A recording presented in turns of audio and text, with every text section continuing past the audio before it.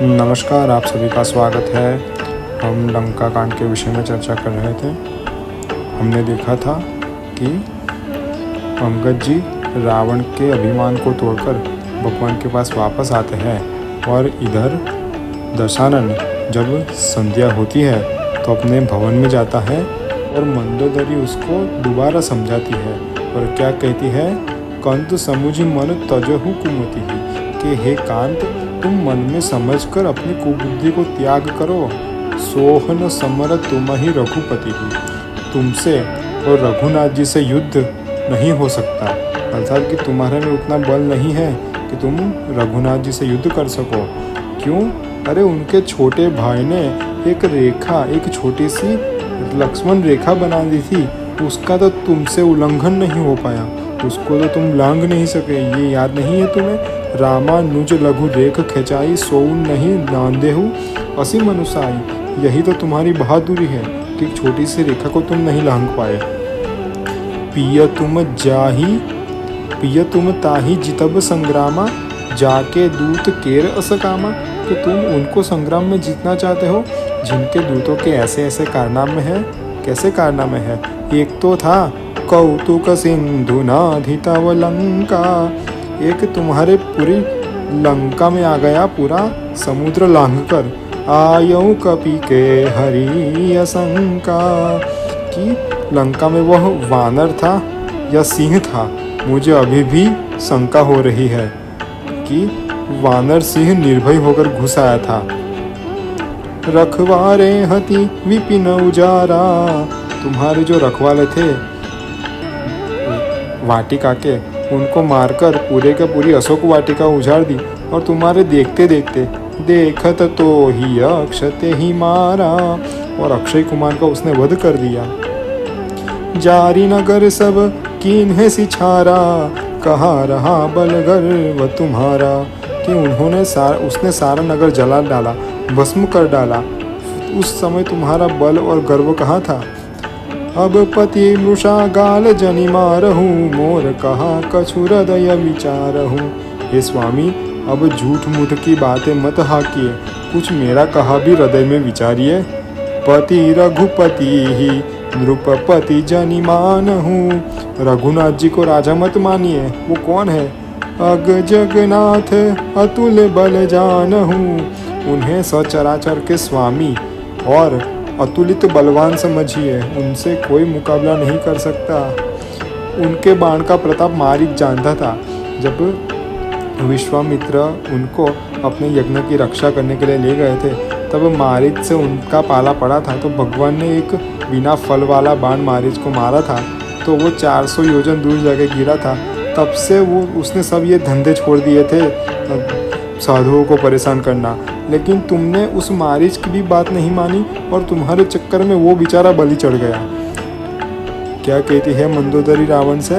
बाण प्रताप जान मारीचा, तासु कहा नहीं माने हुनीचा। उनकी बात तुमने अपनी नीचता से नहीं मानी। जनक सभा अगणित महिपाला, अगर तुम्हें सीता जी से ही विवाह करना था तो जनक जी की सभा में बड़े बड़े राजा आए थे, तो उस वक्त तुम्हारा बल कहाँ चला गया था? रहे तुम हूँ बल विपुल विशाला। उन असंख्य राजाओं के दरबार में बहुत बड़े बड़े बलि, और तुम भी वहाँ पर गए थे ना।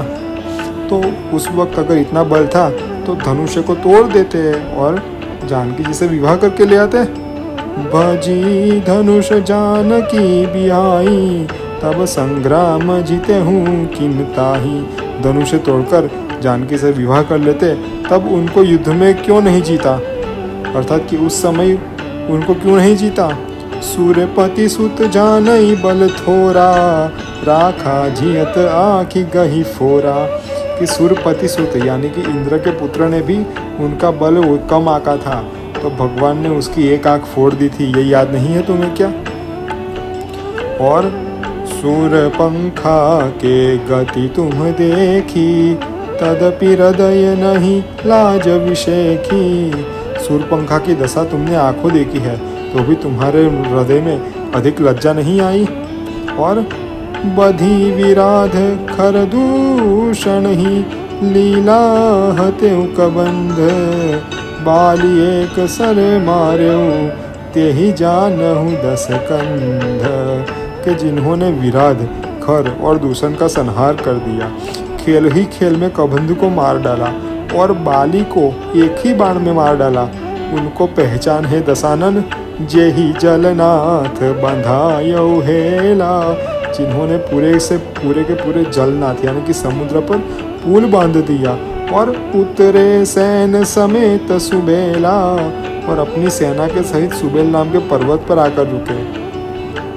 कारुणिक दिन कर कुल के तू, वो बड़े दयाशील और सूर्य वंश की पताका के समान भगवान श्री रामचंद्र जी ने दूत पठायो तव हित हेतु, उन्होंने तुम्हारे कल्याण के लिए दूत को भेजा था, लेकिन सभा माज जेहि तव बल माथा, जिसने सभा के बीच में तुम्हारे बल को इस तरीके से चूर कर दिया।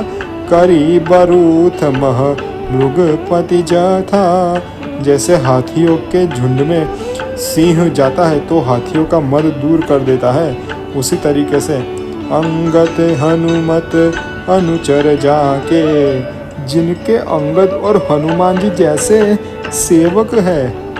कैसे सेवक है? रण बाकुरे वीर अति बाके, रण में ना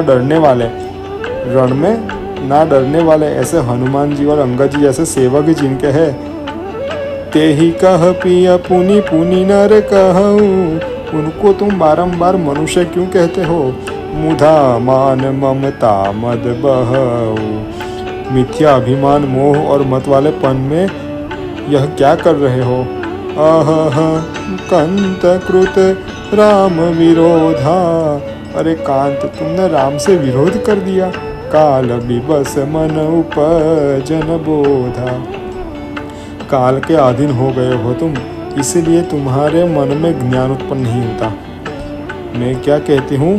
काल दंड गही काहू न मारा, काल किसी को भी लाठी लेकर नहीं मारता। जब काल अपने उसके सर पर आता है तो उसकी बुद्धि, बल, धर्म और विचार का हरण कर लेता है। मैं ये समझती हूँ कि जिसके भी काल निकट आएगा उसको तुम्हारे ही जैसे भ्रम होने लगेंगे। निकट काल जेहि आवत साई, तेहि भ्रम होई तुम्हारी ही नाई। अरे दुई सुत मारे उदहु पुर, अजहु पूर पिय देखू, दो पुत्र मारे गए, नगर जला गया, अब भी कुशल है। उनकी प्यारी पत्नी सीता को दे डालो। पिय देहु कृपा सिंधु रघुनाथ बजी, नाथ विमल जस लेहु, कृपा के समुद्र भगवान श्री रामचंद्र जी का भजन करके तुम निर्मल यश को प्राप्त करो। नारी वचन सुनी विसिख समाना, अपनी स्त्री के वचन कैसे उसको लगे? बाण के समान लगे। तो फिर सभा गयो उठी होत बिहाना, और सुबह सवेरा होते ही उठकर सभा में चला गया। बैठ जाय सिंहासन फूली, सिंहासन में अत्यंत फूलाकर अत्यंत अभिमान के से सिंहासन में बैठा। अति अभिमान त्रास सब भूली, और अत्यंत अभिमान में सारे का सारा त्रास भय भूल गया। तो इस और ये रावण की बात हुई। अब यहाँ पर राम जी की चर्चा हो रही है। यहाँ राम अंगद ही बोलावा, आई चरण पंकज सिर नावा। भगवान ने अंगद जी को बुलाया और अंगद जी उनके चरण में नमन करते कहते हैं, अति आदर समीप बैठारी, बोले बिहसी कृपाल खरारी। खर के शत्रु भगवान श्री रामचंद्र जी उनको अपने समीप में बैठाया और क्या पूछते हैं? बाली तनय आत कौतुक मोहि, के हे बाली नंदन मुझे बड़ा आश्चर्य है। तात सत्य कहूँ पूछहु तो ही, मैं तुमसे पूछता हूँ तुम उसको सत्य सत्य कहो। रावण जातु धान कुल टीका, रावण तो राक्षस वंश का शिरोमणि है। भुज बल अतुल जासु जगली का, जिसके भुजा हाथ का बल अत्यंत विशाल है, जो समस्त संसार जानता है। तो तासु मुकुट तुम चारि चलाए, हे तात उसके 4 मुकुट तुमने फेंके। कहु तात कवनी विधि पाए, तो वो तुमने किस तरीके से प्राप्त किए ये तो मुझे बताओ। तो अंगद जी उसका क्या उत्तर देते हैं, और क्या सुंदर उत्तर देते हैं। देखिए, भगवान ने प्रश्न पूछा तो अंगद जी ये भी कह सकते थे कि मैंने मेरे हाथ जोर से उसकी सभा में पटके तो उसके 4 मुकुट आकर मेरे हाथ के आगे गिर गए और मैंने वो आपके पास भेजे थे, लेकिन ये कहते तो इसमें उनकी बड़ाई हो जाती। तो यहाँ पर अंगद जी क्या कहते हैं, सुनो सर्वज्ञ प्रणत सुखकारी, हे सब कुछ जानने वाले और अपने भक्तों को, अपने सेवक को सुख देने वाले।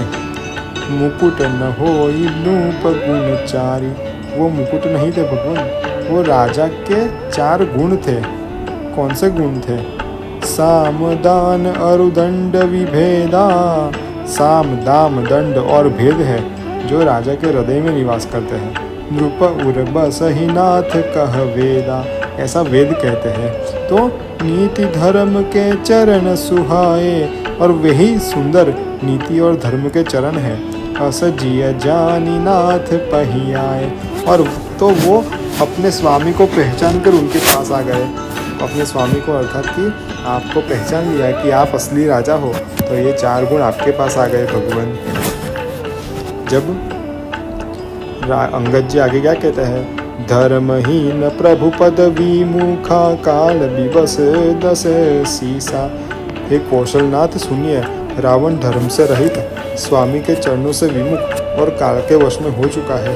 तेहि परिहरि गुण आयहु सुनऊ कौशलाधीश, इसलिए ये सभी गुण उसको छोड़कर आपके पास आ गए हैं भगवान।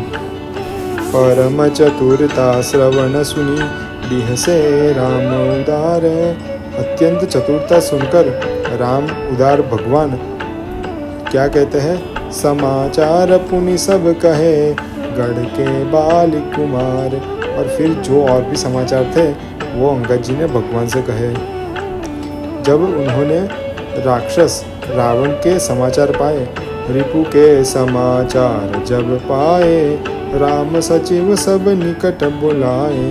तो रावण के गढ़ के समाचार, महल के समाचार प्राप्त करने के बाद भगवान ने अपने मंत्रियों को बुलाया और क्या कहते हैं, लंका बाके 4 द्वारा, के ही विधि लागिय करहु विचारा, कि हम किस तरीके से युद्ध करेंगे, अर्थात किस तरीके से घेरा बनाएंगे, इस पर विचार करिए। तो उस समय तब कपीस ऋक्षेश विभीषण, सुमिर हृदय दिन कर कुल भूषण। उस समय सुग्रीव जामवंत विभीषण ने हृदय में रामचंद्र जी का स्मरण करके उन्होंने करी विचार 3 मंत्र दृढ़ावा।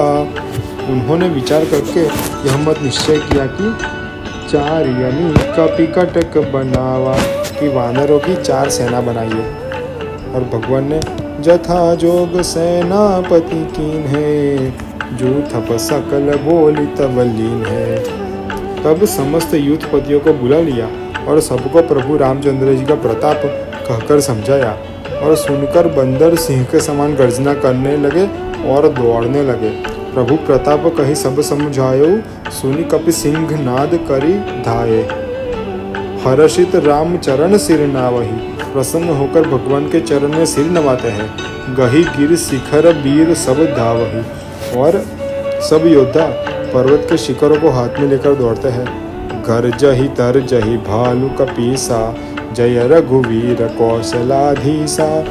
भालू और बंदर गर्जना करते हुए, डांटते हुए तथा भगवान श्री रामचंद्र जी का जय जयकार करते हुए आगे बढ़े।